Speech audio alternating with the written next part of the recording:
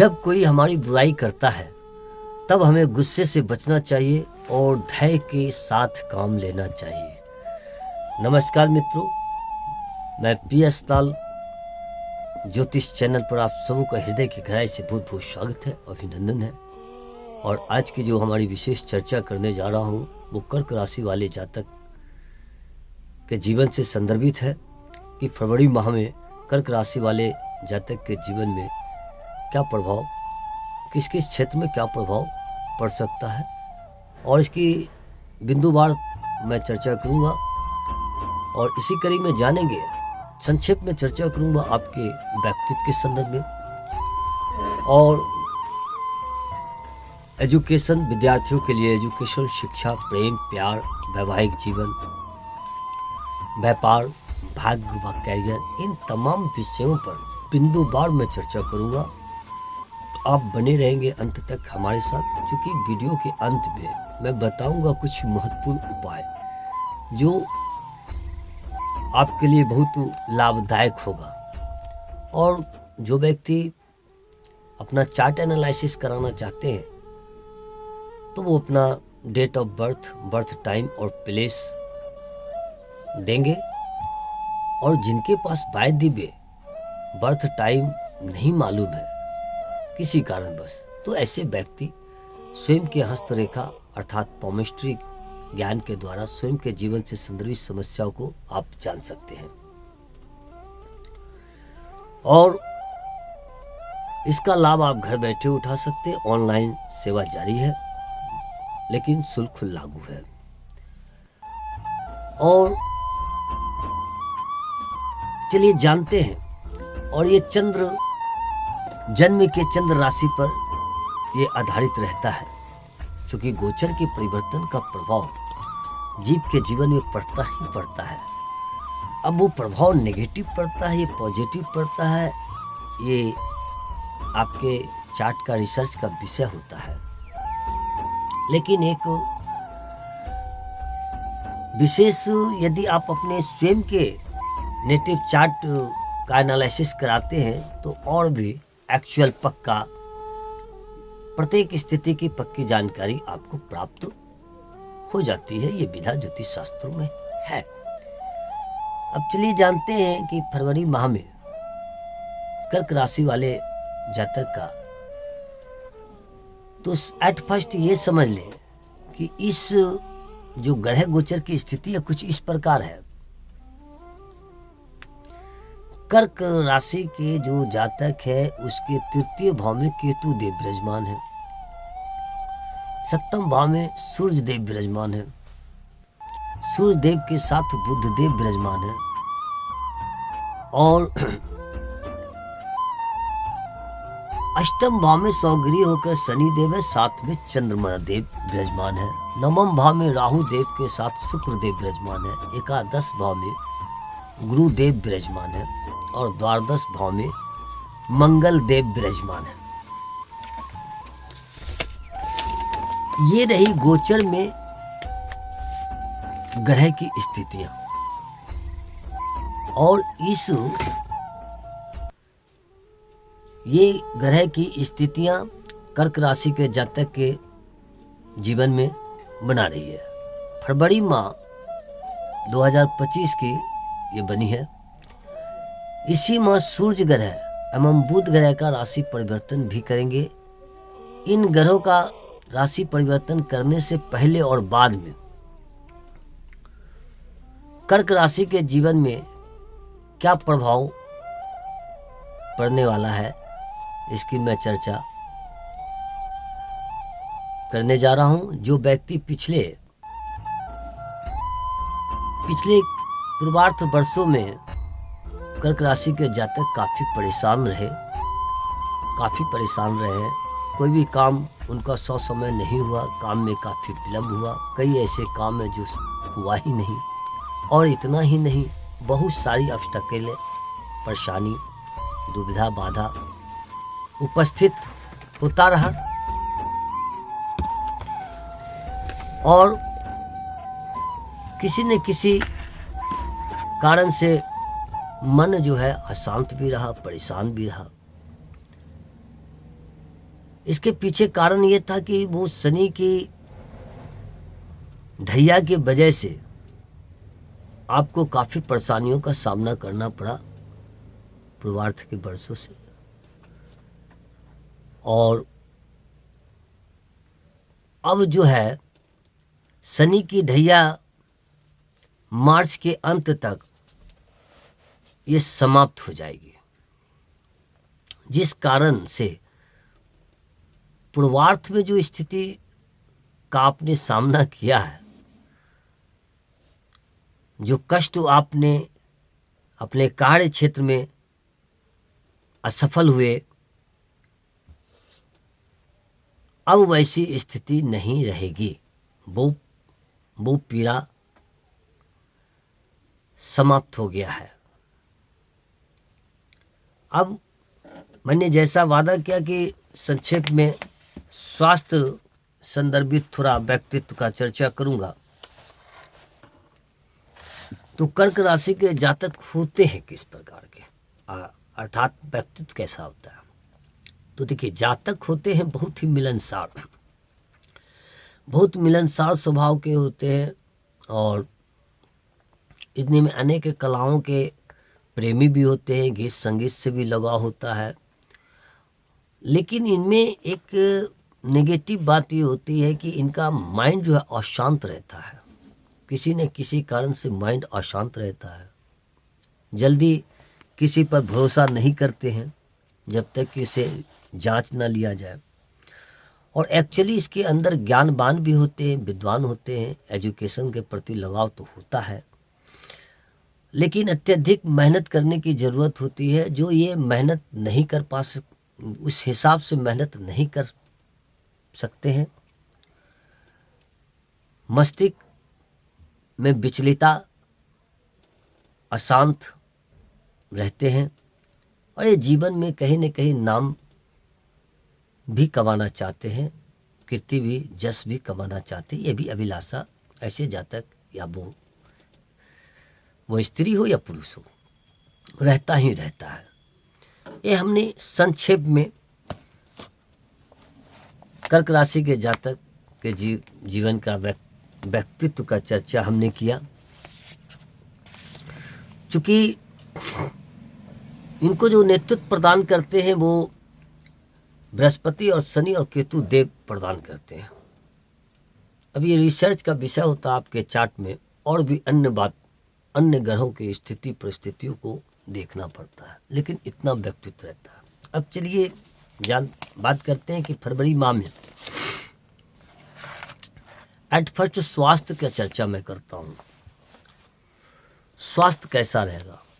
स्वास्थ्य को जिसे हम प्रथम भाव से देखते हैं, इस माह स्वास्थ्य ठीक ठाक रहेगा, लेकिन छोटी बड़ी यात्राएं आपको करनी पड़ सकती है। स्वयं के कार्य को लेकर या आप किसी नौकरी व्यापार से जुड़े हैं तो आपको छोटी मोटी यात्रा आपको अवश्य करना पड़ सकता है। शिक्षा को लेकर विशेषकर खान पान पर ध्यान देंगे। यात्राओं में काफ़ी भाग दौड़ रहेगा, लेकिन खान पान पर विशेष ध्यान देना है, क्योंकि डाइजेस्ट सिस्टम प्रॉब्लम हो सकता है, जिस कारण स्वास्थ्य बाधित रह सकता है। और अत्यधिक भाग दौड़ के कारण जो है आपको ज्वाइंट पेन या बैकबोन में पेन की शिकायत हो सकती है, इसलिए आप पूर्व से सावधान रहें। अब चलिए जानते हैं कि विद्यार्थियों के लिए ये कालखंड कैसा रहने वाला है। तो इसे मैं पंचम भाव से देखता हूँ, जिसके स्वामी देव बनते हैं मंगल देव, जो कि द्वादश भाव में जाकर बैठे हुए हैं। क्योंकि पंचम भाव में गुरुदेव बृहस्पति की दृष्टि भी बनी हुई है, इसलिए विद्यार्थियों के लिए ये कालखंड मैं समझता हूँ अति सुंदर है। इस कालखंड में यदि विद्यार्थी कहीं एडमिशन लेना चाहते हैं अपने शिक्षा में आप यदि परिवर्तन करना चाहते हैं, कहीं न्यू एडमिशन लेना चाहते हैं,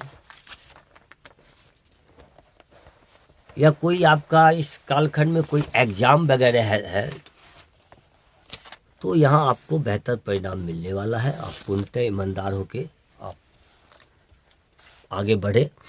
उच्च शिक्षा प्राप्ति के लिए यदि आप कहीं जन्म स्थान से दूर जाना चाहते हैं, एडमिशन लेना चाहते हैं, तो ये समय आपके लिए अनुकूल है, आपको सफलता मिलेगा। विद्यार्थी जन आप लोग आगे बढ़े, समय बेहतर है।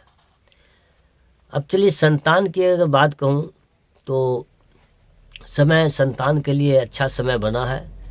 यदि इस माह किसी संतान आपके घर में अगर किसी संतान की विवाह की बात पूर्वार से चल रही थी और किसी न किसी कारण से ऑब्स्टेकल हो रहा था, बात नहीं बढ़ रही थी, तो इस माह आप समझे कि रास्ता साफ है, सफलता आपको मिलेगा। अर्थात जो अविवाहित है, जिनके विवाह के लिए आप प्रयासरत थे और किसी कारणवश वो उसमें सफलता आपको नहीं मिल रहा था, तो ये माह आपको सफलता मिलेगा। चलिए कपिल प्रेमी युगल का कैसा रहने वाला है, प्रेम प्यार, तो ये प्रेमी युगल के लिए ये माह काफ़ी अच्छा रहने वाला है। आपस में काफ़ी मधुर संबंध बने रहेंगे, पूरे माह प्रेम पूर्वक गुजारेंगे, आपसी तालमेल बेहतर रहेगा। और सिर्फ आपसी तालमेल ही बेहतर नहीं रहेगा, ये पूरे माह जो है एक दूसरे को सम्मान करेंगे, एक दूसरे के कार्य की प्रशंसा करेंगे और एक दूसरे के सेंटिमेंट को भी समझेंगे। तो ये पूरे माह जो है आप जो है सम्मानजनक ढंग से एक दूसरे का सम्मान भी करेंगे। तो इसलिए कि ये माह पूरे प्रेम पूर्वक ढंग से आपका व्यतीत होगा। अब चलिए जानते हैं कि वैवाहिक जीवन कैसा रहेगा। तो चूँकि इसे हम सप्तम भाव से देखते हैं और यहाँ सूर्य देव और बुध देव की युति बनी हुई है, जो कि 14 फरवरी तक अपने जीवन साथी का आपको विशेष ध्यान रखने की ज़रूरत है। और इतना ही नहीं, दैनिक जीवन में जो आपका लाभ है, दैनिक जीवन का जो दिनचर्या है, इस समय भी आपको काफ़ी कार्य क्षेत्र में उथल पुथल, लाभ में भी थोड़ा उथल पुथल आपको थोड़ा बहुत अवश्य रहेगा ही रहेगा। और स्वास्थ्य से संदर्भित बात किया जाए, मेल है तो फीमेल और फीमेल है तो मेल, अर्थात पति है तो पत्नी और पत्नी है तो पति, अपने स्वास्थ्य पर ध्यान देंगे 14 फरवरी तक। और मैं कहता हूं कि अपने जीवन साथी का विशेष ध्यान रखेंगे, क्योंकि स्वास्थ्य संदर्भी कुछ न कुछ समस्याएं अगले 14 मार्च तक आपको थोड़ा बहुत परेशान कर सकता है। इसलिए आप लोग पूर्वार्थ से चौकस रहेंगे, अपने खान पान पर ध्यान देंगे। यदि ज़्यादा प्रॉब्लम हो तो डॉक्टर के संपर्क में रहेंगे, डॉक्टर के सलाह का लाभ उठाएंगे। और इस कालखंड में पति पत्नी के बीच वैवाहिक जीवन में आपस में सामंजस्य बना के चलेंगे, तालमेल बिठा के चलेंगे। क्योंकि छोटी छोटी बात को भी लेकर कभी कभी जो है आपस में कुंठा की स्थिति को जन्म दे सकता है। ऐसे किसी किसी जातक को अपने कार्य क्षेत्र में सम्मान भी देंगे, ऐसी बात नहीं है, लेकिन सभी लोगों को के साथ एक फलाफल नहीं होता है, कुछ न कुछ अंतर होता है। अब जानते हैं व्यापार की स्थिति मिला जुला परिणाम रहेगा। इस कालखंड में आप अपने खर्च पे कंट्रोल रखेंगे, क्योंकि आप जितना कमाएंगे उससे ज़्यादा खर्च होने की संभावना दिख रही है। इसलिए इस कालखंड में थोड़ा खर्च पर कंट्रोल रखेंगे, व्यर्थ के खर्च करने से आप बचेंगे, तो इसका लाभ आपको जीवन में इसका लाभ मिलेगा और धैर्य रखेंगे। सब समय एक समान नहीं होता है, ये भी समय गुजर जाएगा। चलिए आगे जानते हैं भाग्य एवं कैरियर की। भाग्य भाव जिसे हम नवम भाव और कैरियर जिसे दसम भाव से हम देखते हैं। नवम भाव मीन राशि है और साथ ही राहु देव तो विराजमान है ही और साथ में शुक्रदेव भी विराजमान है। राशि स्वामी एकादश भाव में बैठे हैं, इसलिए कैरियर में भाग्य का साथ थोड़ा अवश्य मिलेगा, नो डाउट है। इस दौरान यदि जो लोग जॉब में हैं, सर्विस कर रहे हैं, कहीं नौकरी में हैं, या वो सरकारी नौकरी में हो या प्राइवेट सेक्टर में आप हैं लंबे कालखंड से, तो इस दौरान आपको जॉब में उन्नति होगा, पद का लाभ आपको मिलेगा, सम्मान मिलेगा। और यदि जो व्यक्ति जॉब में ट्रांसफ़र चाह रहे हैं कि कहीं स्थानांतर हो जाए, तो भी आपको इस माह में आपका ट्रांसफ़र होने की संभावना दिख रही है। लेकिन एक बात ध्यान रखेंगे, इस कालखंड में जिस भी विभाग से आप बिलोंग करते हैं उसके पॉलिटिक्स से आप दूर रहेंगे, अर्थात ऑफिस पॉलिटिक्स से आप दूर रहेंगे। क्योंकि अगर ऑफिस में अगर कोई इनलीगल वर्क हो रहा हो, किसी भी प्रकार का इनलीगल वर्क हो रहा है, तो स्वयं को उस इनलीगल वर्क से अपने को आप दूर रखें। क्यों कि अगर आप किसी भी कारणवश इनलीगल वर्क के साथ उपस्थित भी रहे उस माहौल में, तो फिर इसका खामियाजा कहीं न कहीं आपको भुगतना पड़ सकता है, अपजस लग सकता है। इसलिए आप ध्यान रखेंगे। और विशेषकर जो राजनीतिक से जुड़े व्यक्ति हैं उनके लिए भी कालखंड बेहतर है, बुरा नहीं है, लेकिन वाणी पर कंट्रोल रखेंगे। बहुत ही नाप तौल के वाणी का प्रयोग करेंगे तो परिणाम मिला जुला आपका बेहतर रहेगा, मिला जुला कर। अब चलिए जानते हैं कि उपाय क्या करना चाहिए। तो ऐसे व्यक्ति प्रतिदिन हनुमान चालीसा का पाठ करें और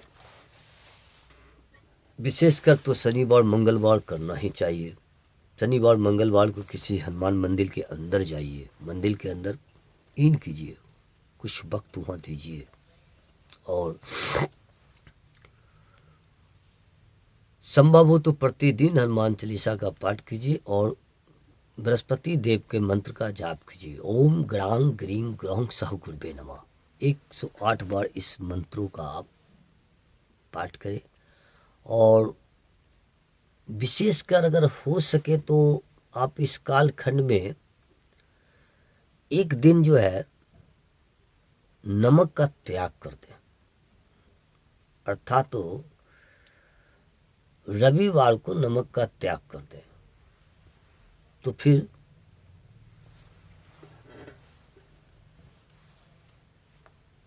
जीवन आसान हो जाएगा। चलिए कैसी लगी वीडियो, लाइक करेंगे। जो हमारे साथ नए जुड़े हैं, पहली बार हमारे साथ प्रथम बार जुड़े हैं, इस एपिसोड में लोग जो जुड़े हैं उनसे निवेदन है कि आप सब्सक्राइब कर लें, लाइक करें और अपने मित्रों के साथ शेयर करना ना भूलें।